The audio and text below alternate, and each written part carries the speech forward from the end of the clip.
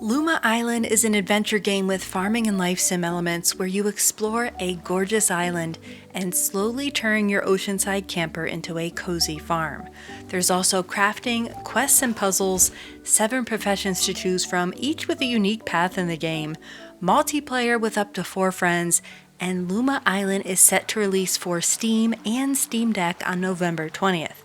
I spent an hour playing the demo, experienced some rather surprising emotions during this 60 minutes, and here are 10 things I have to say about LUMA Island. By the way, this is not a sponsored video. I just think LUMA Island is so freaking cute that I want to share it with my fellow gaming nerds. And I say that with love. Number 1, right out of the gate, I noticed the graphic design. I marveled at the vibrant 3D visuals and then looked closer and realized it was a 3D pixel art blend. I don't even know what you call this, but it's mesmerizing and so pretty. And look at the pixel art swaying in the breeze. The graphic style and animations are insanely charming, not to mention the brilliant island setting, which we'll talk about next. Number 2, the calm, relaxing aesthetic is quite brilliant, with the subtle music, moody lighting, and air of mystery as you discover secrets hidden around the island. It's such a treat to experience. As much as I love the serenity of the shimmering turquoise water, rolling like a sheet of glass across the sandy beach, the town is equally charming, especially at night when the lamps burst to life, casting shadows over the village's secret paths and the insects and crustaceans scampering about. LUMA Island feels like a warm blanket on a crisp February evening spent snuggled next to the fireplace, and I can't get enough of exploring this artistic masterpiece. Third, the character creation is satisfying yet simple. Pick a body style, adjust the skin and hair colors as desired, and customize your hairstyle and clothing. There's plenty to choose from, but it's not overwhelming to the point where you're faced with too many decisions before starting the game. I would imagine we can edit our characters later, but I wasn't able to confirm this in the demo. My 4th comment about LUMA Island is that the choice of 7 different professions is pure genius, as it adds replayability and unique roles to the game, which would be exceptionally fun for those playing in a multiplayer setting. Each profession has a difficulty setting, with cook, brewer, and treasure hunter being the easiest, jewelry crafter and archaeologist the toughest, and blacksmith and fisherman in the middle. Now, I did read that you can change your profession later, so it's not a stressful, permanent decision, but this will affect your quests and activities in the game. For me, aquatic activities spark joy, so I opted for the fisherman role despite its intermediate difficulty. I was then provided with quests to hone my fishing skills, craft a fisherman station, and produce and sell fish dishes. And because of my fisherman apprenticeship, my 5th observation is that the fishing mechanic is quite unique.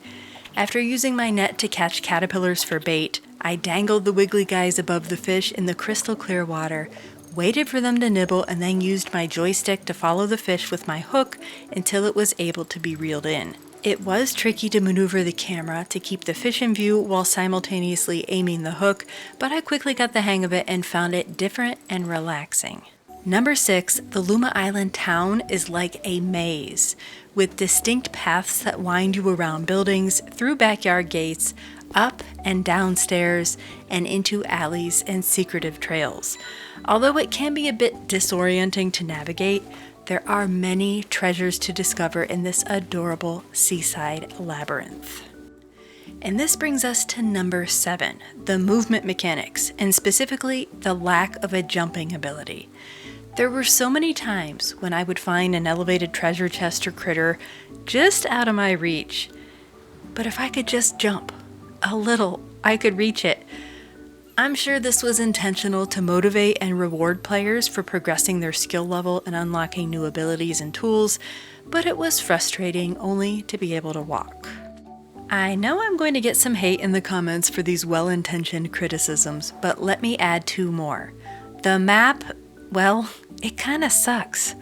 I couldn't believe that this was actually the full map, so I started spamming all the buttons and keys, but yep, this is it. Unless a map upgrade is unlocked later. I was hoping for something larger and more descriptive. It's usable, but there's a learning curve for sure. Number 9, and my third complaint, is I could find no quick equip feature to move an item from my inventory to the toolbar so that I could use it. It drives me crazy when games make inventory management take extra steps and more menus to open. I hope the full game either includes a quick equip option or the ability to scroll through inventory rows on the toolbar.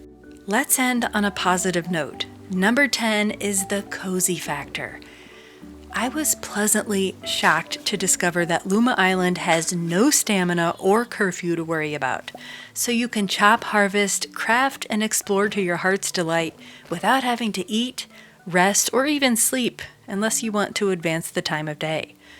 Furthermore, the developers recently added a cozy mode to the demo, which I believe removes the scary stuff like spiders from the caves. I opted for the cozy mode during the demo, but having this difficulty option might be nice for veteran players or those in your group who like spicier gameplay. That was quite a roller coaster of 10 comments highlighting the highs and lows experienced during my demo gameplay of Luma Island. Although it lacked a few features I prefer, such as easier inventory management, jumping, and a better map, the unique game pass created by the different professions, multiplayer feature, and gorgeous aesthetic island to explore and build a cozy farmhouse upon keeps Luma Island at the top of my wish list, and I can't wait to play it on PC and Steam Deck on November 20th. For those who watched until the end, I'll reward you with a bonus 11th opinion that will help explain the video thumbnail, which is that the Luma Island demo is way too short. I had zero idea that it would end so abruptly, and I'll let my slightly inappropriate reaction escort you to the door. Enjoy!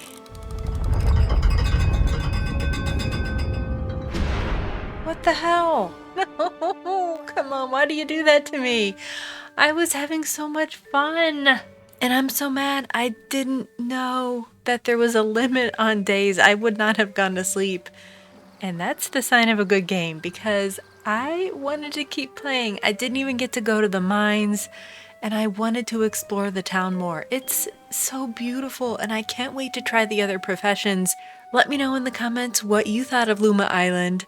And if you like cute and cozy and relaxing games like Luma Island, please consider subscribing. And I thank you so much for watching. I'm so pissed off.